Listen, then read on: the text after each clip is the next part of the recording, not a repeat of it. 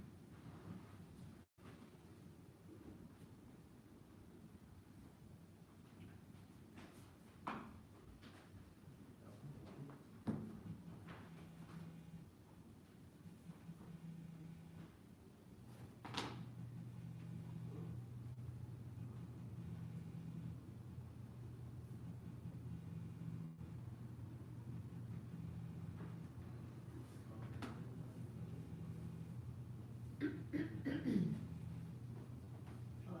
Hi, how are you? Good, how are you? Good. I'm Dawn. Erin, nice to meet you. Nice to meet you.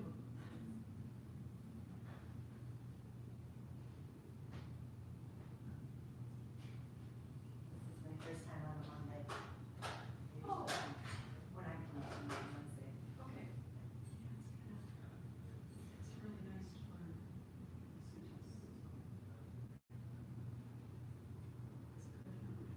It's a nice addition.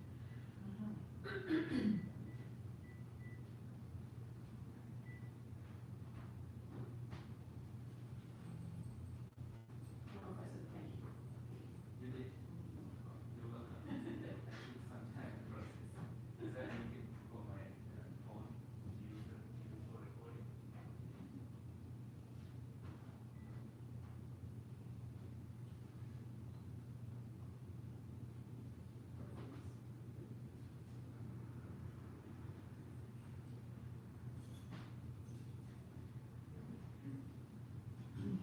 She had to take the small donation thing that you got. She had to take the other one before. The small one. The white one, the $5 one. No, they're the same size, but the little one. The lower donation. No, not that. Or you. So I tried this one. And it was flat bad.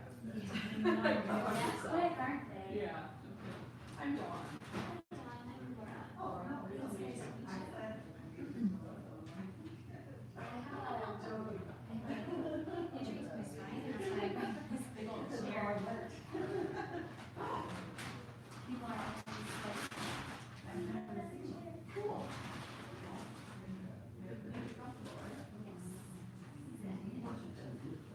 Okay.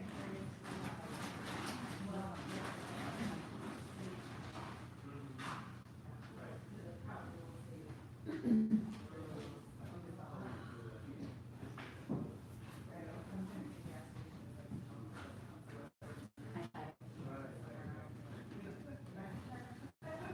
You sit here. You sit on this one?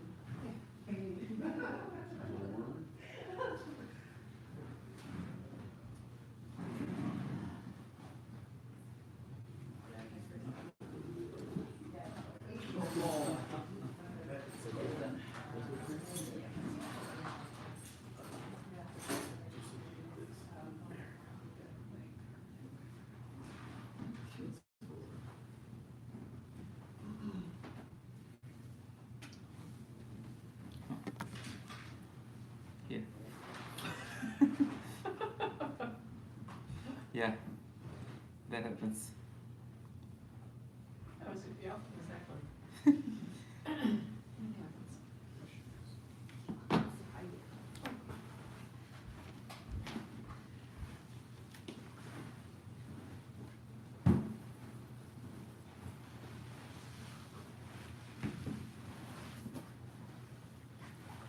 Please get the prints from here.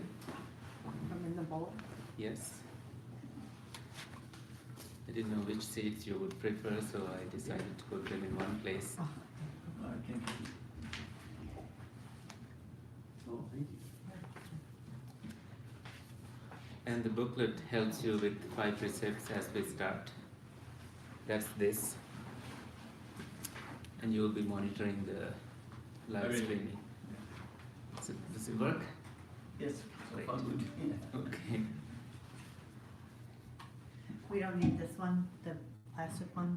I think it- Yeah, I'm just putting it as a Yeah, you whole just for put it now. Oh. there, yeah. Yeah. No, we don't need that. All right, let's go to page 3 of the booklet, of the precepts book that online viewers don't have. Sorry about that. So we will just pay homage to the Buddha and take 3 refuges and take the 5 precepts in English. Homage to him, the Blessed One, the Worthy One, the fully enlightened One. Homage to him, the Blessed One, the Worthy One, the fully enlightened One. Homage to him, the Blessed One, the Worthy One, the fully enlightened One. I take refuge in the Buddha, I take refuge in the Dhamma, I take refuge in the Sangha. For the second time, I take refuge in the Buddha. For the second time, I take refuge in the Dhamma. For the second time, I take refuge in the Sangha. For the third time, I take refuge in the Buddha. For the third time, I take refuge in the Dhamma. For the third time, I take refuge in the Sangha. I undertake the precept to abstain from harming living beings. I undertake the precept to abstain from taking what is not given. I undertake the precept to abstain from sexual misconduct. I undertake the precept to abstain from false speech. I undertake the precept to abstain from intoxicating drinks and drugs that lead to heedlessness. You can put that aside and let's do a few minutes of silence and meditation.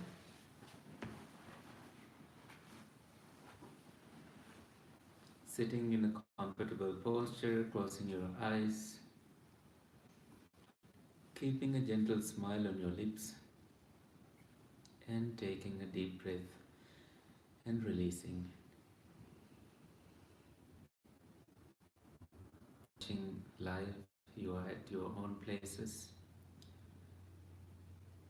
Feel the surrounding,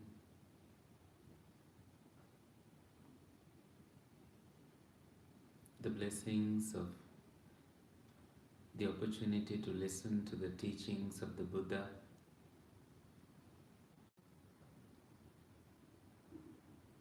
In your life, in this time, right now, and striving to become awakened into truths in the world.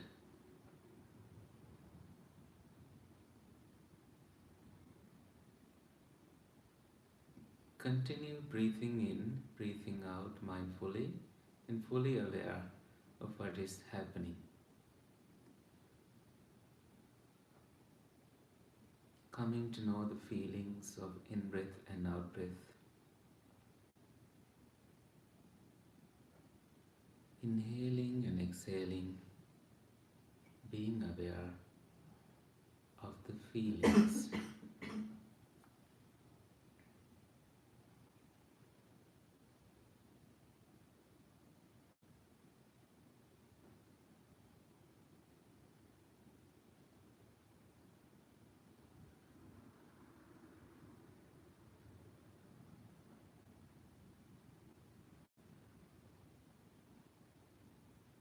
Keep breathing in, breathing out, relaxing your body.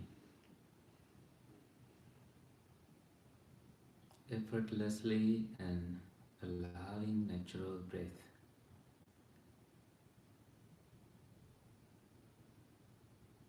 To take its course, its own way. No controlling whatsoever.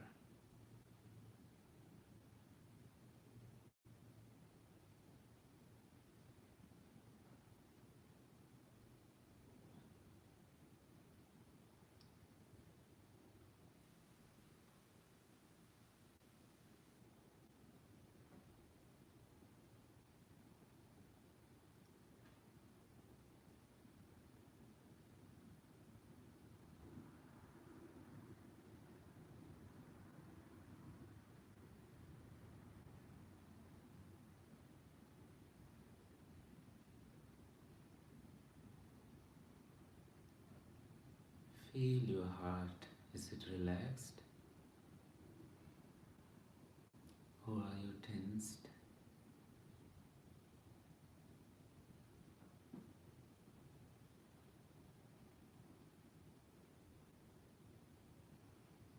Cool down with every breath you take.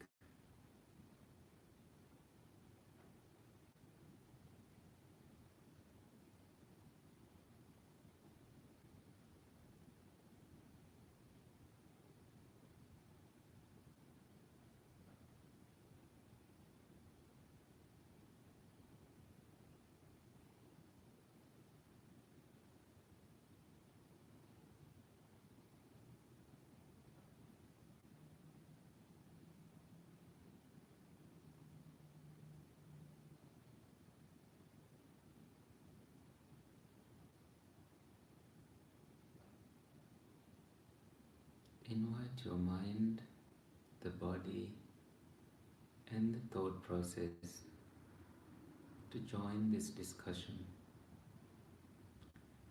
non-judgmentally,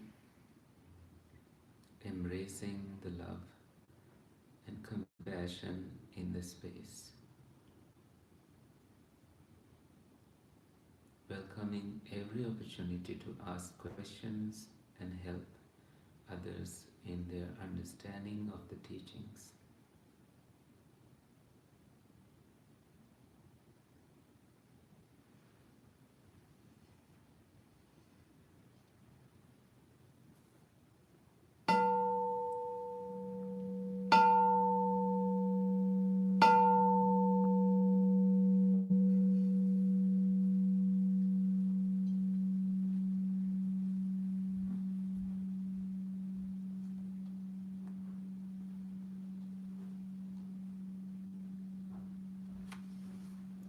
Okay, please open your eyes.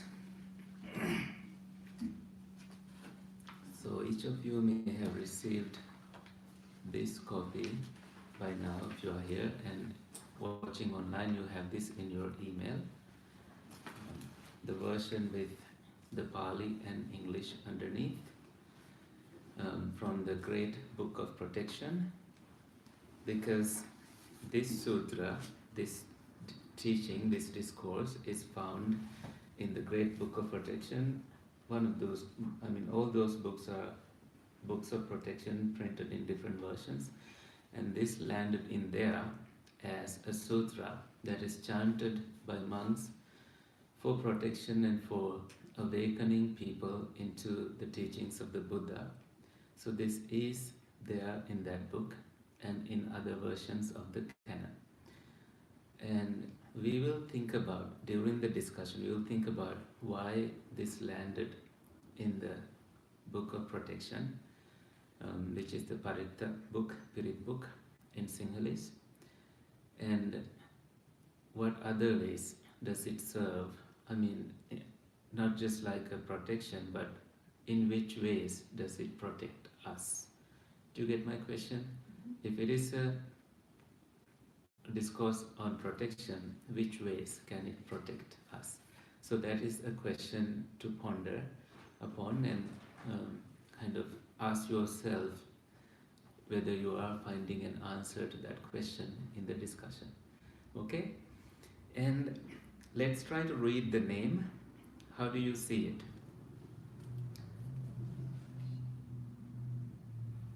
Okay, your eyes rolled.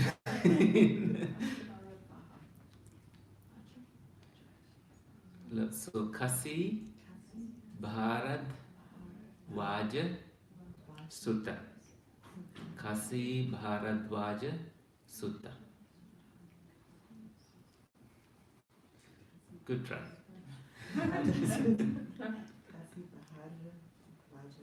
Yes, Kasībhāradvāja Sutta. And right there you find the English of it. Sutta means discourse. So discourse to Kasībhāradvāja. So that suggests that this is a name of a person. And Kasī means someone who is involved in agriculture, like a farmer. Bhāradvaja is a clan, name of a clan of the highest caste of India, Brahmins. And they normally did not do any farming, but they owned lands in India. And maybe this farmer was interested in farming, we really don't know whether he actually did any farming or he had his people doing the work for him and he was there to supervise the process. But this was a special day for him. They were ploughing on this day. Is that how you say it? Ploughing. Huh? Ploughing. Yes, on this day. And when you go to the commentary of this sutra, each sutra has a commentary. You find the commentator really interested in saying what the Buddha did in his daily routine. And that is important in this teaching because early in the morning when the Buddha wakes up, he goes into an attainment of great compassion and looks for people who might benefit from a visit from him, who might have the potential of becoming enlightened upon hearing his teaching. And this Kasībhāradvāja happened to be the person who came to the mind of the Buddha as a person who might receive his help and be serious on what the Buddha teach. And there are many Bhāradvajas, and they are the hardest ones to convince on the teachings of the Buddha because they held wrong views. They were not willing to listen to the teachings of the Buddha. And because they came from a really high class, in India, they regarded themselves as people who did not have to listen to anybody. And they did not really like recluses and ascetics because they thought that the recluses and ascetics would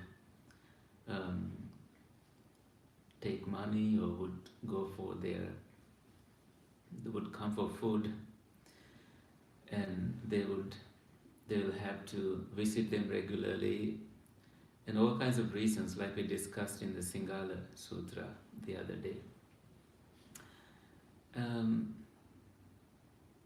So we find different Bhāradvajas like Agnika Bhāradvaja, the one who offered fires to God.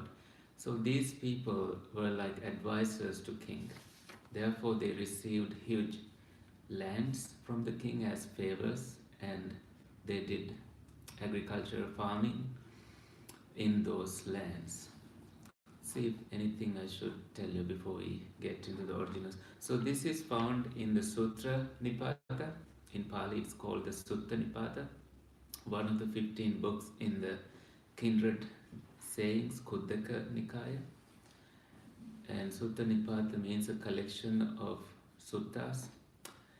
And because of the language of some of the sutras, they say that this Sutta Nipata is one of the oldest pieces of the Buddhist canon, but it also has some later additions. So scholars don't say that this is the oldest, but this has some older teachings of the Buddha, like this one, Kasībhāradvāja Sutra, and also the Metta Sutta that we chant on the meditation day. When you look at the Pali language of it, you find, well, the philologists, linguists find that the language therein is really old compared to the language in the later versions of the other sutras, I would say. All right, now we can. Do you want me to read the Pali and then go to English together? together, so you kind of get to know what the conversation was like in the discussion. So let's do that. Evam me sutam, thus have I heard. This is the attendant monk of the Buddha saying that this is how he heard this. If you know the history of Buddhism, when the Buddha passed away, 500 enlightened monks gathered in one of the caves and wanted to preserve the teachings. And Ananda, the attendant monk of the Buddha, had the best memory. So he was not enlightened yet, but they invited him to attend the assembly. But Ananda, right before the starting of the assembly, became an enlightened monk and joined the assembly. And he said, Evam me sutta, this is what I heard. And he's saying this to the 500 enlightened monks. Ekang Samyam, on one occasion, Bhagava, the Blessed One, Magadhesu Viharati, was staying at Magadha, Dakkinagirismin, in Dakkinagiri, which apparently is a monastery, as you find in parentheses. So Dakkina means south, Giri means the rock, south rock. Ekanalayan Brahmana Gami, in the Brahmin village, Ekanala, and Magadha comes later, just to keep the order of the sentence. Tena Kopana Samayena, now at that time, Kasībhāradvājas Brahmanas Panchamattani Nangala Satani Payuttani Honti Vappakali. The Brahmin Kasībhāradvāja, the plowman, had 500 plows fastened to their yokes at the time of sowing. So what does this mean? In India, when they do ploughing, they use cattle for that purpose. And they take 2 oxen and put a wooden beam to connect the two, and had a man, the farmer, has hooked a thing that can be used for ploughing and turning soil, and he walks behind the oxen to make sure they go in the right direction, just with the other oxen. And he has this, I think it's called the goad, the thing, a stick to tame the oxen. This image is important because it comes later in the discussion. So now there are these oxen, and a wooden beam is yoked, and then it's about the head of the neck of the oxen, and there is the metal thing they used for ploughing. At that time they used metal, and the farmer has the stick in his hand. Also there is a thread that connects, so the farmer can hold, the direction of the oxen. Okay. So the Brahmin Kasībhāradvāja, the plowman, had 500 plows fastened to their yokes at the time of sowing. Atta ko bhagava pubbanha samyam. Then in the afternoon, the Blessed One, Nivasetva, having put on his robes, Patta Chivara Madaya, carrying his ball and outer robe, Yena Kasībhāradvājasya Brahmanasya Kammanto Tenupasankami, went to the place where Brahmin Kasībhāradvāja was at work. So this shows that the Buddha was on his way for alms round to receive a meal, the only meal he was having per day, because he ate only one meal a day, and he was said to go find his food from the village. Tena kopana samayena, now on that occasion, Kasībhāradvājasa brahmanasa parivesana vattati. The Brahmin Kasībhāradvāja's food distribution was taking place. Atta ko bhagava yena parivesana tenupasankami. The Blessed One then approached the place of food distribution. Upasankamitva ekamantang attahasi. And having approached, he stood at one side. So the image you get is that a recluse, an ascetic, came to receive food from the food distribution. Addasa ko Kasībhāradvājo brahmano, the Brahmin Kasībhāradvāja, seeing Bhagavantam pindayatitam, the Blessed One standing there for alms. This one, having seen, Bhagavantam etadavocha, said this to the Blessed One.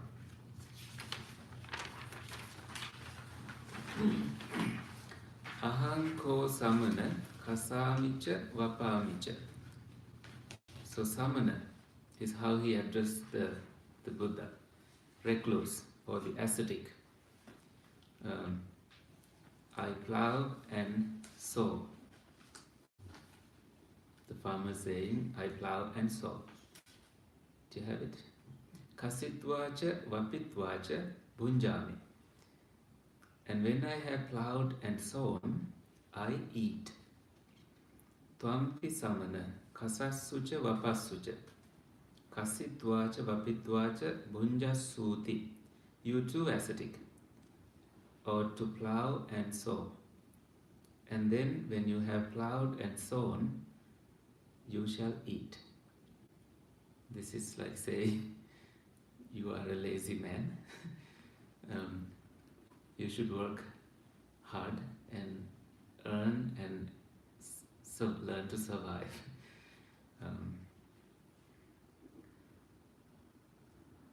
And then this is the response from the Buddha. Ahampiko brahmana kasamicha vapamicha. I too, Brahmin, plough and sow. Kasitvacha vapitvacha bhunjamiti. And when I have ploughed and sown, I eat. Nako panamayang passama bhoto gotamassa yugam va nangalang va phalang va pachanang va balivadeva. But we do not see the Venerable Gautamas. So now he's saying Venerable Gautama. That says that maybe there was, somebody told him that this is the Gautama, or there was some discussion in between, and we are only finding the summary of it here. We don't know. But he's now somehow addressing not the Buddha not as a recluse or an ascetic. He's saying Venerable Gautama, giving some respect. But we do not see the Venerable Gautama's yoke or plough or plowshare or gourd or oxen. So yoke is yugam for your reference. So nangalang is plough, phalang is plowshare, pachanam is gourd, and balivadde is oxen.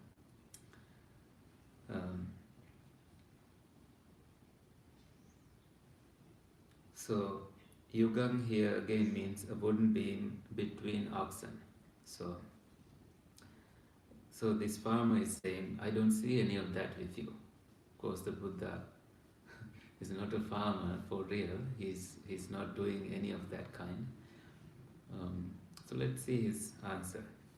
Attacha pana bhavam Gautamo evamaha. Nevertheless, the Venerable Gautama said, Ahampiko, so this is still the farmer saying, although we don't see any of that, you are saying, Ahampiko brahmana kasamicha vapamicha. I too, Brahmin, plough and sow. Kasībhāradvāja bapitvaja bhunjāmīti. And when I have plowed and sown, I eat. Atako Kasībhāradvājo brahmano bhagavantam gādhāya ajjabāsi. Thereupon the Brahmin addressed the Blessed One in verse. So, how did he make a verse in that very moment, right? Was he so poetic? Was he a poet? So these are also questions that may come to a beginner, to anybody who reads these, sutras. This falls into the group of verses, but it has mixed prose and verse in the canon. We find some verses. Somehow, this man, Kasībhāradvāja, said this in verse. This is V-E-R-S-E verse, not W-O-R-S-E. So the Brahmin says, Kassako patijanasi nacha passama te kasing. Kasing no puchito bruhi yatha janemo te kasing. You claim to be a plowman, yet your plow we do not see. If you are a plowman, answer me. How should we understand your plowing? Now this is again his question in a verse. The Buddha says, this is how he connects with what the... So the farmer is asking if the Buddha had the tools of a farmer. You claim to be a plowman, yet your plow we do not see. We don't see all these things. What? Things like yoke or plow, plowshare, goad or oxen. Now the Buddha, in the Buddha's response, Saddha bijam tapo vutti panya me yuganangalam hiri isa mano yottam sati me pahala pachanam. This is the Buddha saying, faith is my seed, austerity the rain. So for a seed to grow, you need some rain. Wisdom, my yoke and plow. Moral shame is the pole. Mind is the strap. Mindfulness is my plowshare and goad. And he continues. Kaya gutto, vachi gutto, ahare udare yato. Satchang karomi niddanam, sorachang me pamochanam. Guarded and controlled in speech and conduct. Moderate in food. I use truth as my weed cutter and gentleness as my unyoking. He still continues.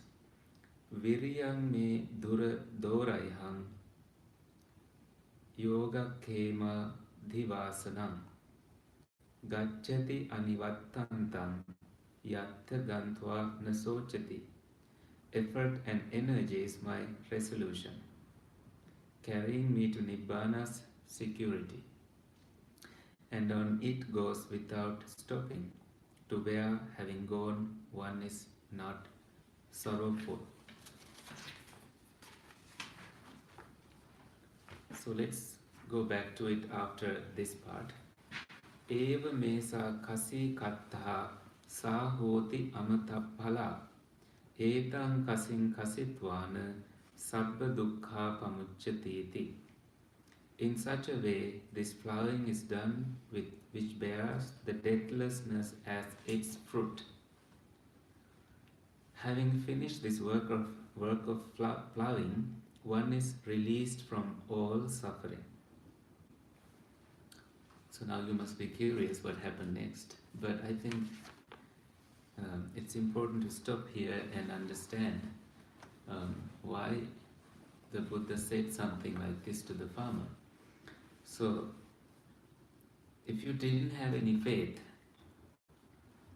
which the Buddha says is the seed, you would not want to pursue enlightenment or wanting to listen to the Buddha or anything. So the Buddha sees that the seed in his teaching is the faith. People who are lacking faith would not open their ears, they would not lend their ears and listen to the teachings. And tapa is the rain, but here tapa means heating. Heating in the sense of heating your defilements, heating the impurities in your mind and burning them off in such a way that they would not arise again. This is how the Buddha prepares his ground. He has the seed and he has to have rain, without which he may not be able to, not really prepare in the ground, but in a way he begins his process of farming. If you don't have any seed, you will not really plant anything, right? That's the basic, that's really basic. And what else did he say? Panya, his wisdom, is the yoke and the plough.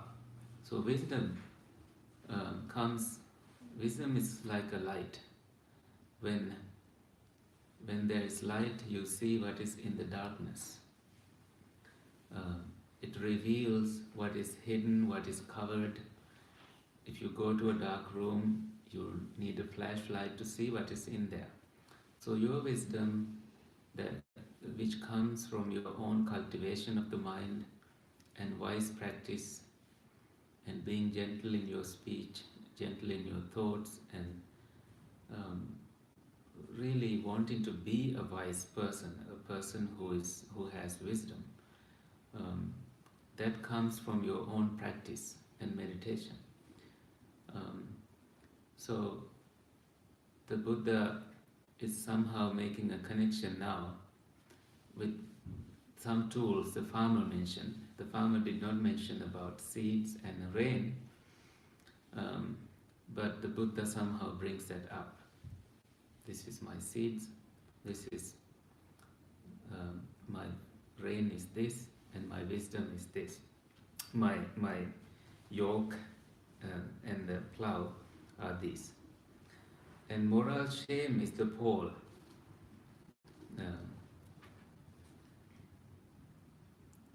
If someone does not have moral shame, which is very important in the teachings, hiri is the Pali word for that. Say a monk who does not have any shame would say anything to people, would steal, would do all kinds of bad things, like do sexual misconduct, and defile the pure conduct of monks, that he will earn a bad reputation, and that way he puts stains on pure conduct of monks. So hiri, the shame, moral shame is important, that you have your own boundaries, that you are not going to cross them, even though the outside distractions are so inviting for a monk. So a monk and any practitioner has to have that kind of restrainment, so they are able to control themselves. They have their own inner disciplines, and the mind is guarded. Therefore, they do not fall into traps from the outside world, although some monks do fall into traps. Even in the time of the Buddha, sometimes former wives would bring their children and say, now you have become a monk, who is going to feed the children? Come back. and do farming and feed us. Some monks really don't even open their eyes, just pretend like they didn't hear it. And wives then drag the kids and go back. And somehow it's really bad when you look at it from outside, like husbands are supposed to take care of the family. Later on, the Buddha said, if you ever want to become a monk, get permissions from at least your parents, and if you have your wife, get permission from her. So they are able to support themselves without you, and they will not suffer. So those are social concerns anyway. Sometimes if you are not guarded, well guarded, if your practice is not strong enough, a beautiful woman passing by could shake your mind, and you would have sexual thoughts and fall trap into that trap, and you will quit being a monk and go back to household life and enjoy a household life. So moral shame that way is really important, and that also comes with faith and austerity, right? And wisdom and moral shame.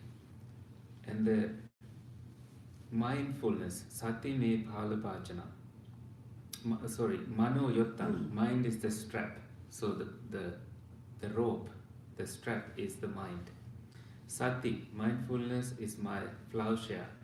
So mindfulness is given some importance here. When you are mindful, you can really see in your mind's garden the weeds that grow, that start to grow. So you can pull them and keep the seeds that you planted and the plants that grow from those seeds.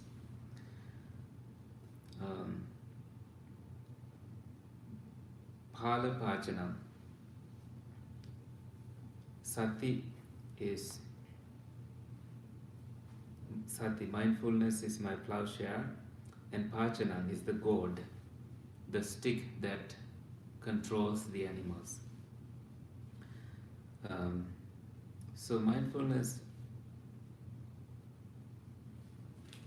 does two things. Is metaphorically similar to plowshare and the goad. So what mindfulness does is guiding you in the right direction. When you are about to go in the wrong direction, mindfulness tells you that this is the wrong direction. Go in that direction. That's where you need to do your work. So mindfulness in the Western world now has been taken out from Buddhism and commercialized as a thing outside of Buddhism, and different people sell it in different ways. People have a different opinion about it. That happens over the time, right? People do things. Sometimes when they want to, they say they took it from Buddhism. When they don't want to, they say they didn't. It doesn't have any connection with Buddhism. So mindfulness is anyway is a big topic nowadays. Again, the Buddha says, guarded and controlled in speech and conduct. I think you get it. Moderate in food. This is important. People cannot control when there is good food, right? You think, it's okay, I'm going to eat.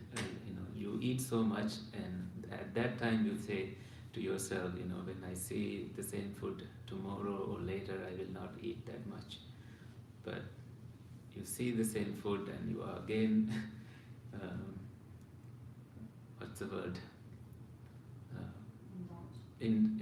You find yourself indulging and you eat so much again. What's it? Gluttony. Yeah. Desire to eat more, right? That happens. So when I was in university, I was skinny. Now I came to the temple. I'm not skinny anymore. People offer food in the morning and food at lunch, and they say, "No, I made this for you monks. Please eat some." So sometimes we try to say no. We cover ourselves. We don't really say it, but we cover the bowl, saying, it's enough. But they still force it. Like, this little bit is okay. You would not have any problem. So this is the culture of Buddhist culture. People really think, and it's ingrained in the culture, that offering to monks, especially offering food to monks who are meditating, would give them benefits for many lifetimes, that they gain benefits, that they will have long life, not just the monks but also the donors will have a long life in numerous future lifetimes, will have good complexion when they are born, in whatever birth they are born, and have comfortable life and strength and wisdom. So these are taught by monks in Buddhist culture, so people again feel compelled to do offerings of alms food. It's really rare to find monks doing alms round these days, because people now have gotten used to bringing food to the temple, and plenty of people bring, especially after tsunami in December. Many people died all over the island in Sri Lanka, so many people want to reserve a date and offer food in the name of departed relatives. So monks get really busy on those days, as they get invited to many places in the morning. If they can do it in the morning, they'll do it during the lunchtime, and they have to also give a talk to transfer merits. So culturally, living as a monk with all these demands would be really difficult for some monks, so they choose to retire from that kind of an environment when they are tired, and they go to the forest. Or sometimes monks don't have any option if he's the only monk in there, so he decides to continue doing social services and not quit, because he has sympathy over these people who ask them to stay. Anyway, when you go to Sri Lanka, you will find how respected monks are in the country, that when a monk gets on any public transportation, people would stand and offer the seat, just like you do for pregnant women here, or they had reserved seats for monks, and nobody sat in those seats, but now people do, because there are plenty of people using public transportation, and usually these transportations are free for monks. Then you see monks, like here you see monks are bowed by people kneel down and show respect. You have seen some of it here, regardless of the profession and the class or anything. They don't ask what caste or what clan or what family monks belong to. They just, because they are monks, and monks are wearing robes and have higher practice, they are highly respected. Anyway, we went that far from moderate eating, I think. Yeah. Moderate eating is important. Satchan karomi niddana. I use truth as my weed cutter. So we talk about mindfulness as a weed, something that is used to catch weeds that are growing, unnecessary stuff. But truth, this means you are true to yourself. You are not doing the practice because people respect you. You are not doing your practice because you are given food for free. You are not doing your practice because you are given this and that. You are truly doing it for your own benefit, and with the intention of ending your own turmoils, suffering inside. So I use truth as my wheel cutter. So when you are established in truth, you really feel some really strong strength inside you that you have not broken your precepts and you have your own discipline to back you up anytime that if anybody accuse you anything, you don't feel shaken because you know that you are true within your inside you. Nobody can shake your mind. Sorachamme pamochana, gentleness as my unyoking. So here the commentary says gentleness means you have come to the ground of gentleness, which means you have become an enlightened person. And the Buddha, of course, claimed that he is the Buddha, that he has become an enlightened and he's self-awakened and all that. But later on, monks were told that even if you are enlightened, don't say that, because people will believe. Sometimes you may not say it truthfully when you are enlightened. Sometimes people like to hear that you are enlightened. When you follow any priest, you want to know that the priest has special skills. You want to to tell your friends that this priest is this priest is that, this monk is this. So even if the monk says that he doesn't have any psychic abilities, still you want to say that to your friends because you want your teacher to be so special among other teachers. But anyway, if any monk happen to say that they are enlightened, they have to live the rest of their life defending that status. That's also a problem, right?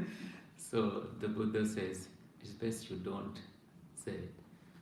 So Venerable Ajahn Chah, who was regarded as an enlightened monk from Thailand, he was asked by a really rich supporter of the monastery about his practice and about his enlightenment. And so he asked, tell me your secret, what is your meditation? And Ajahn Chah said, I eat, I sleep, I sweep, and I go back to bed. That is my meditation, he said. So are you enlightened or not? And he said, I'm just like a tree in the forest. Different birds land on this tree and they eat fruits, and some birds think the fruits are sour, some birds think fruits are sweet, some birds think the fruits are sweet. And for the tree, it's just the noise of the birds. That was his answer. So, which I think in a way that says that people can say all kinds of things about him, but he's not agitated or he's not taking any of that personally. So when he answers that way, people still think he's enlightened.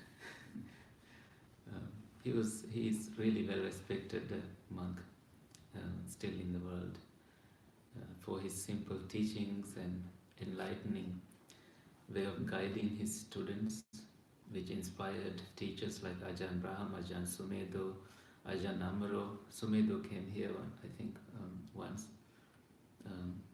Has inspired many teachers nowadays. Anyway, let's go back. Effort and energy is my resolution, very important elements in the practice. Carrying me to Nibbana's security. You have security only in that Nibbana. Otherwise, if craving comes, you will be attached to this birth or that birth. Again about rebirth. And I remember your comment last time about people being born again, and I think this can be new to some people. But you're free to ask questions, and you don't have to really believe all these things just because we discuss these here, or just because we find it in the scripture. Okay?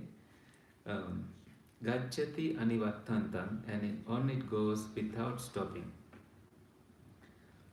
So, when you have all these ploughing tools and the tools of a farming monk, who is farming the mind, all these tools support you to go without stopping.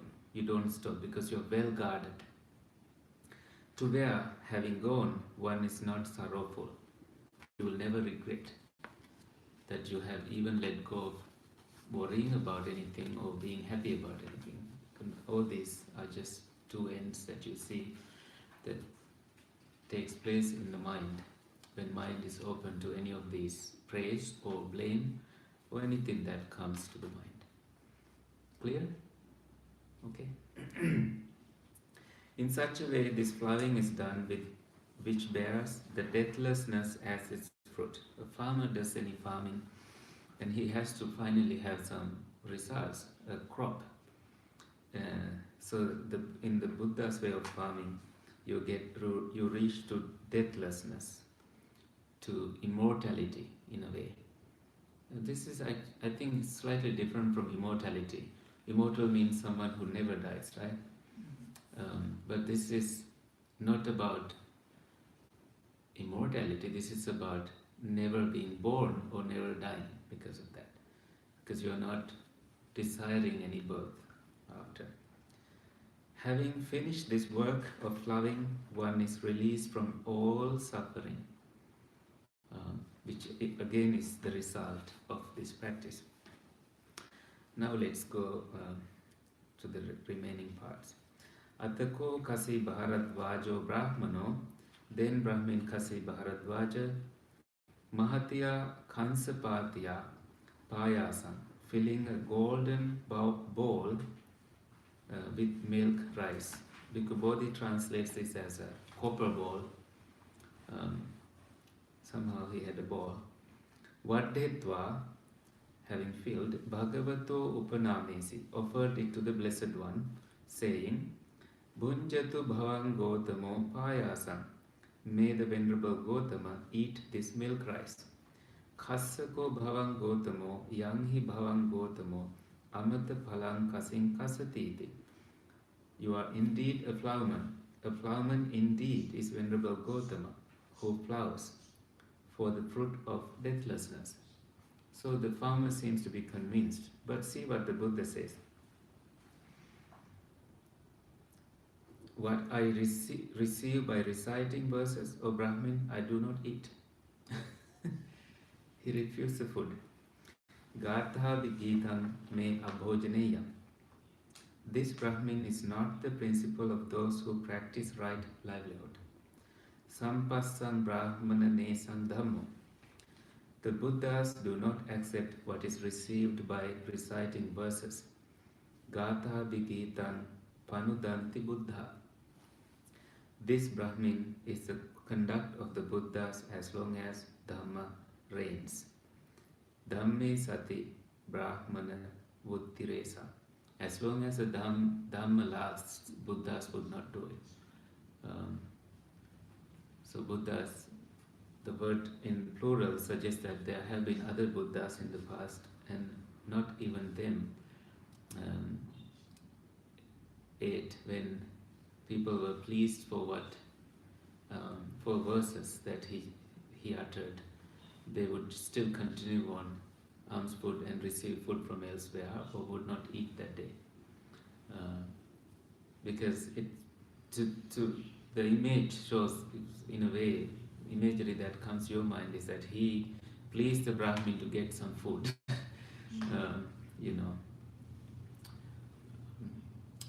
But the Buddha is showing that no, I did not come to get your food. I came to help you. So, to those great sages who are wholly consummate, Anyenacha Kevalinang Mahesing, taintless and free from worry, Kina Savang Kukucha Vupasantam, should thou offer other food and drink, Annena Panena Upattahasu, for there are the field of blessing, Kettang Hitang Punya Tekhasa Hotiti. So he's saying, if any other recluses come to you, it's okay, give this food to them. So I think the Buddha wants the farmer to support recluses, well, not to upset the farmer, that he would stop giving food, or his followers would stop giving food to recluses in the future because of this. But the Buddha wants him to be generous and continue doing that in the future. But he does, well, you will see what happens in the end. Okay, to whom then, Venerable Gautama, shall I give this milk rice? Atta kassa chaham bo Gautama imang Gautamo imang payasam dhammiti.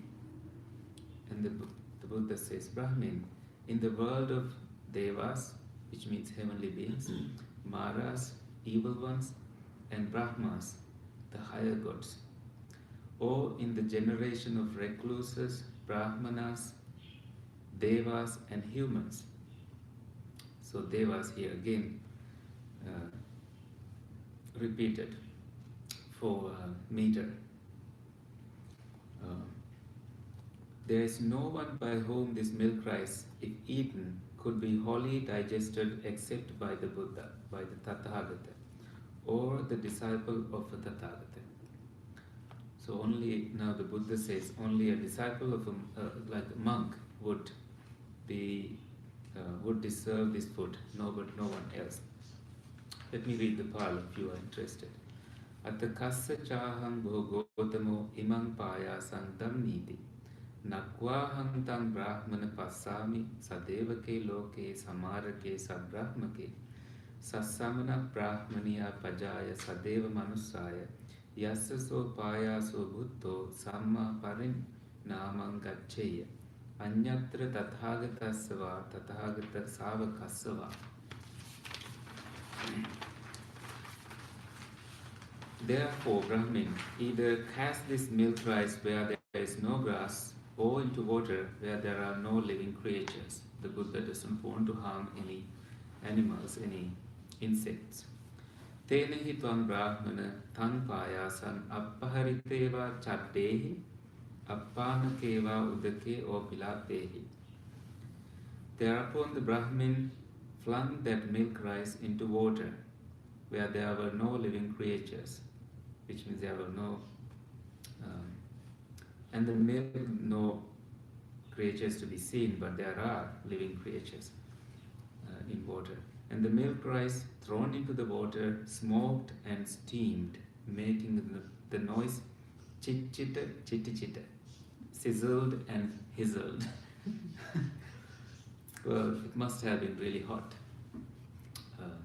But I think that's not how the tradition takes it, that scared the Brahmin.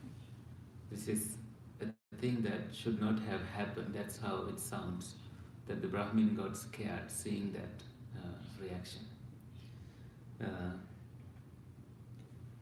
And the simile is just like a plowshare heated during the day.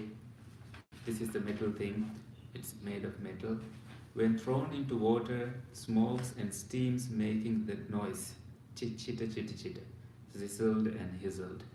So it's like when you have used a pan for frying, you put it and you open the tap and put it there, and it has that sizzling and hizzling sound, and that of course scares you. So you jump away from it. But I think it somehow this was I think this happened because of the miracles, psychic abilities, all that. I don't know. That's how the tradition takes it. Let me read the Pali.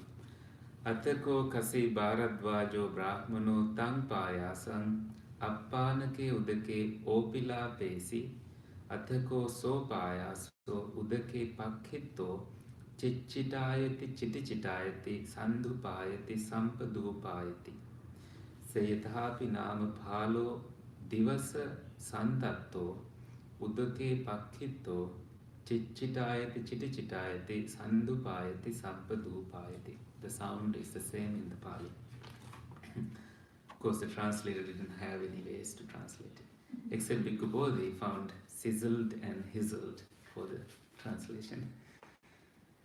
Evameva so payaso udake pakhito. In similar manner, that milk rice, when thrown into the water, chichitayati chitichitayati sandupayati sampadupayati, smoked and steamed, making the noise chichita chitichita. Atako Kasībhāradvājo brahmano sangviggo. Then indeed the Brahmin Kasībhāradvāja, alarmed, loma hatta jato yena bhagavate nupasankami, with hair standing on end, approached where the Blessed One was. Upasankamitva bhagavato padesu sirasa nipatitva bhagavantang etadavocha, and prostrate with his head at the Blessed One's feet and said, Abhikkantam Bhogotama, Abhikkantam Bhogotama. Excellent, O Venerable Gotama, excellent. Sayathapi Bhogotama Nikujjitam va Kujjaya. It is as if, O Venerable Gotama, a man were to set upright what had been overturned. Patichannam va Vivaveya, Mulhasava Maggang Achikheya. Reveal what had been hidden, point out the way to one who had gone astray. Andhakareva telepajjotandhareya, hold an oil lamp amidst the darkness. Chakkumanto rupani dakkintiti, so that those who have eyes may see. Evamevang bhota gotamena aneka paryayena dhammo pakasito. Even so has the doctrine been expounded in various ways by the Venerable Gotama. Let's continue and finish. Esaham bhavantang gotamang saranang gacchami. I take refuge in the Venerable Gotama, the Buddha. Dhammancha bhikkhu sangancha. In the Dhamma, the doctrine, and in the Sangha, the order of monks. Labheya mahang bhoto gotamassa santike pabbajjang labheyang upasampadanti. May I receive the novice's ordination in the presence of the respectable Gotama. May I receive the higher ordination. Alattako Kasībhāradvājo brahmano bhagavato santike pabbajjam alatta upasampada. Brahmin Kasībhāradvāja duly received both the novice's ordination and higher ordination from the Blessed One. This is a rare thing to happen, a Bhāradvaja man, a Brahmin joining the order, but shows that he became a monk. Achirupa sampanno ko panayasma Bhāradvajo.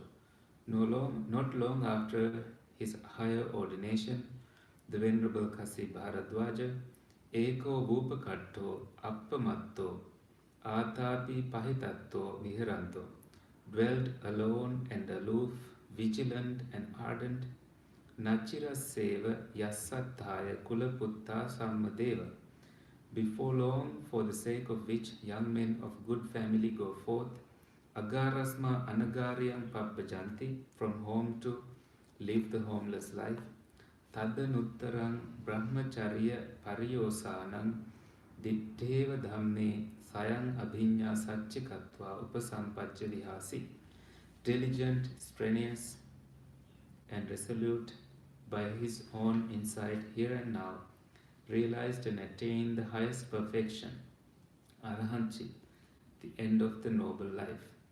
Kina jati vusitang brahmacharya. Birth is destroyed, fulfilled is the holy life. Katang karaniyang naparam ittathayati abhanyasi. Done what has to be done, there is no more of this state again, a human state or any other state of being. Anyatarochako panayasma Bhāradvajo arahattang ahositi. The Venerable Kasībhāradvāja became an arahant, one of the arahants. So, did you find the answer to your question? Why this is included in the Book of Protection? It talks about protecting your mind in certain ways and how it leads, the tools that you can use to guard your mind and to attain enlightenment. And usually this is chanted after the midnight, because in Sri Lanka you have overnight chantings, also here sometimes. And between 1 o'clock and 2 o'clock there are 7 sutras chanted, and people listen very carefully, and this is one of them. If you are really awake and vigilant, most people fall asleep around that time of the night. So monks try to be really loud so people stay awake. Sometimes there are drums going in between the chanting, so people wake up and really pay attention. And so if you know the meanings of these, it's important when you are listening to these chantings, so you know what monks are chanting. And monks oftentimes understand the meanings because they have studied Pali and Sanskrit, and they get the meaning easily. And Sinhalese speakers like you also get the meaning for the most part, because some Sinhalese words are similar to Pali. You can at least guess what sutra is being chanted. Can you? How can I guess But people still, they fear Pali language because they don't understand most of it, and it's not taught in school curriculum nowadays. It used to be. Anyway, this is an interesting discussion. The Buddha refused food, the Brahmin became a monk, and he realized that the Buddha came to help him somehow. I think his followers, the servants he had, may have continued offering meals to monks, because there were so many monks who went on alms round those days, and thousands of people offering food as well at that time, because India still has a huge population in the world, and the cities, Magadha, are huge kingdoms with big cities. So a lot of people living, and they are very generous. Even now when they see a recluse, they know that he has a different purpose, has no money, no food. People support. Just like monks living here, they don't get a salary for the services they do. They totally depend on the donations of people, donations that you make. And monks then go to Sri Lanka and help their parents, or take care of poor people, or do different projects. Monks' lives are dedicated to social service, just like church work that you see. What priests do, they go to Uganda, to Africa, different places, and take care of poor people, right? That's how the monastic life is organized. So in India, people are used to seeing recluses, and even if that was the only food you had, because they believe in happiness, in giving, they would offer that to that recluse, that monk, that ascetic. One time I went on alms round in Kandy, Sri Lanka. This husband was about to leave for work. I think they're newly married couple, and they put all the food into my bowl, and he went hungry that day. So he made use of the opportunity that he saw me going on alms round, and just gave all the food they cooked. I felt, how can I eat this, without giving them my blessings and without having good practice? That's how, in return, the thoughts that comes to your mind, like when people are so generous that way. Some monks in the Buddha's time, when they're about to, really close to enlightenment, they receive the food because they want to make the highest merits for people. They keep the food aside and totally detach themselves and become enlightened, and then eat the food, and people gain so much merits because of the offering they made. In this sutra, the Buddha did not want the farmer to think that he came for food. He could have gone somewhere else easily. But he had the plan that he's going to this person and this is what's going to happen. He could tell what would happen. And of course, the commentary says something like, all these people who were gathered for farming, about 500 and more, I think, could tell that this man, that this recluse that came is a special person. And they stopped whatever they had been doing. This was also the food distribution time. The farmer had a point, like, all these people work hard and they now stopped so that they can get the food. But you just came out of nowhere and you seem to want some of this food. Why don't you do the same thing like these people? Why don't you join them? But the Buddha said, in a way, like, I didn't come for your food. I'm also a farmer, but this is how I do it. And I'm sure there was more discussion than what we find in the sutra, but this is all we have now. Anyway, thank you for coming today. Any questions before we finish? Okay. And we plan to do the Attanate Sutra today, but Bhante Mudita and Sankitya thinks that we can wait for it. The one we discussed the other day, that has a list of names. It's chanted also as a discourse of protection. Well, let's see, we will come to it another time, because someone requested that, and he's not even available to come for this discussion, so we postponed it. Anyway, we will come back to you with a new sutra next week.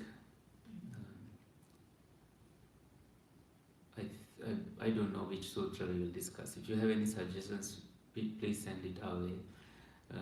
Most likely Bhante Sankitya will lead the discussion if he's available. Alright. Happy rest of the week and happy meditation. Many blessings to you.